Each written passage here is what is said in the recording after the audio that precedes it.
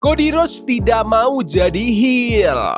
AJ Lee biarin anaknya hajar si Empang. Brie Bella masih belum bisa kembali ke WWE. Dan masih banyak lagi.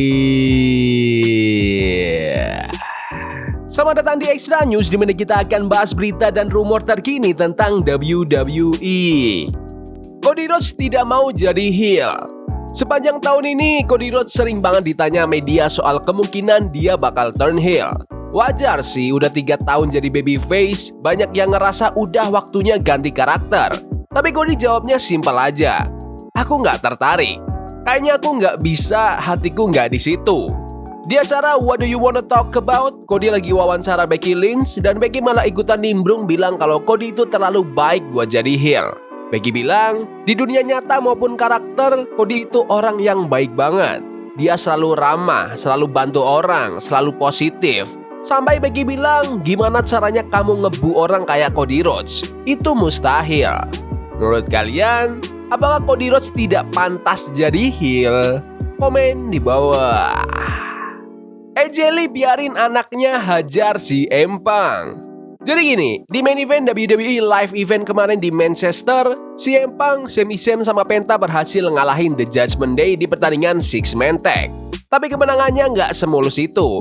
Soalnya ada campur tangan dari Roxanne Perez. Pas wasit lagi nggak ngeliat, Roxanne tiba-tiba nyerang si Empang pakai finishernya, Pop Rocks. Dari situ, Dominic Mysterio hampir banget nyuri kemenangan buat Judgment Day. Lucunya, Perez malah upload video itu ke sosmed terus nge-tag AJ Lee, istrinya si Empang, sambil nulis, "Hi Mom," @the AJ Mendes. Dan yang bikin ngakak, bukannya marah, AJ Lee malah ngebales dengan kalimat legendaris, "Anakku emang gak pernah salah seumur hidupnya." Menurut kalian, apakah Roxanne Perez itu anak yang baik terhadap orang tuanya? Komen di bawah. Brie Bella masih belum bisa kembali ke WWE. Kalian pasti inget kan kalau Nikki Bella sama Brie Bella udah lama banget diomongin soal comeback bareng. Nikki udah balik di Royal Rumble 2025 dan sekarang dia lagi siap-siap buat match gede lawan Becky Lynch di WWE Clash in Paris. Sementara itu, Brie masih belum balik juga. Katanya sih salah satu alasannya karena suaminya, Bryan Danielson, itu orang penting di AEW. Tapi Nikki sendiri ngaku dia terus ngebujuk Brie buat comeback. Bahkan cewek-cewek WWE lain juga pengen banget Brie balik. Nikki bilang gini, "Aku terus dorong dia buat balik. Semua cewek di WWE juga pengen. Aku rasa legasi itu nggak seharusnya ditentuin sama pasangan. Walaupun aku ngerti ini soal bisnis."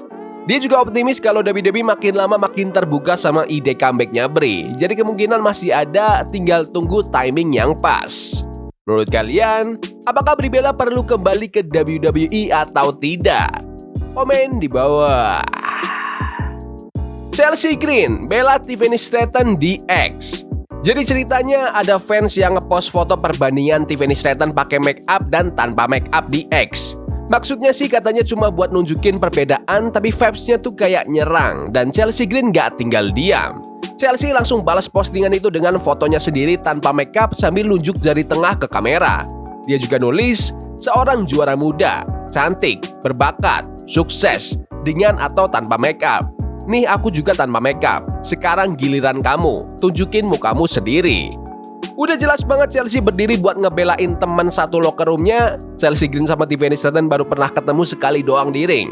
Itu pun di SmackDown, match singkat cuma 6 menit.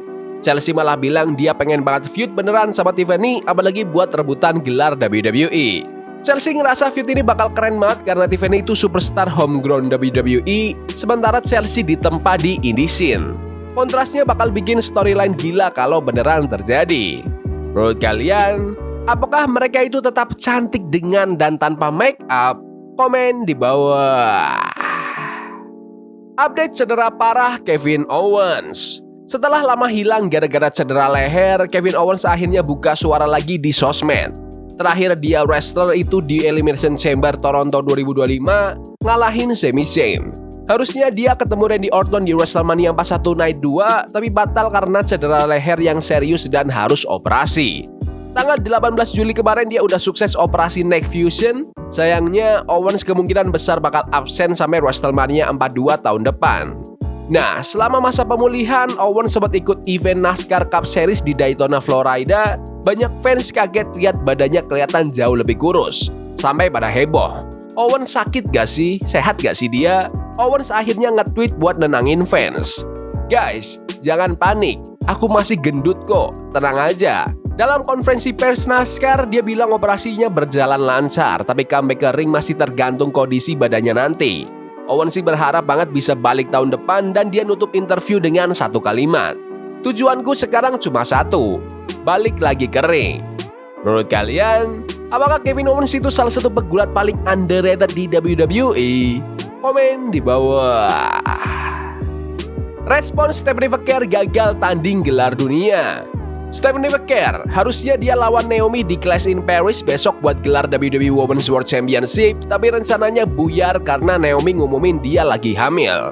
Itu artinya gelar Women's World resmi dikosongin dan match Fakir lawan Naomi batal.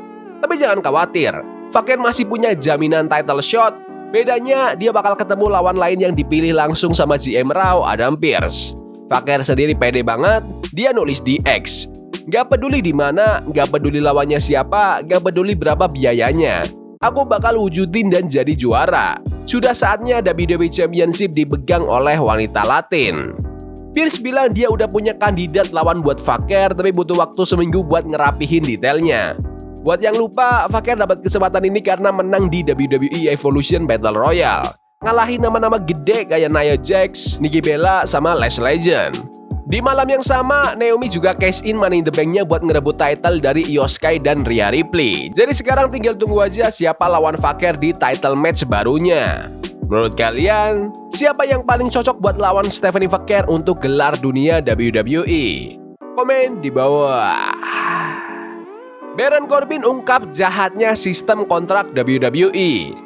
Mantan WWE Superstar Baron Corbin alias Bishop Dyer buka-bukaan di acara Off the Rope soal kontrak WWE. Dan katanya sekarang sistemnya makin gak enak buat talent. Dia cerita, dulu ada roster yang ngerasa kontraknya gak masuk akal terus ngelawan balik pakai data dan bukti. Hasilnya dia dapat kontrak yang jauh lebih bagus. Tapi sejak itu WWE gak pernah kasih kesempatan buat nego kayak gitu lagi. Corbin juga bilang sering banget kejadian kalau kontrakmu udah mau habis tiba-tiba kamu jarang nongol di TV. Nah, nanti WWE pakai alasan itu buat ngasih kontrak baru dengan bayaran yang lebih rendah. Mereka bilang kamu nggak muncul di TV 2 bulan terakhir, padahal sebelumnya aku nongol terus selama 2,5 tahun. Tapi tetap aja dipakai buat ngerendahin nilai kontrak, kata Corbin. Dia ngerti itu bisnis tapi ya tetap aja pahit rasanya. Menurut kalian, apakah sistem WWE sekarang itu jauh lebih jahat dari zaman Vince McMahon? Komen di bawah. Ya udah gitu aja video berita hari ini. Jangan lupa like dan subscribe ke channel ini karena aku pengen 20.000 subscribers di bulan ini. Tolong bantu.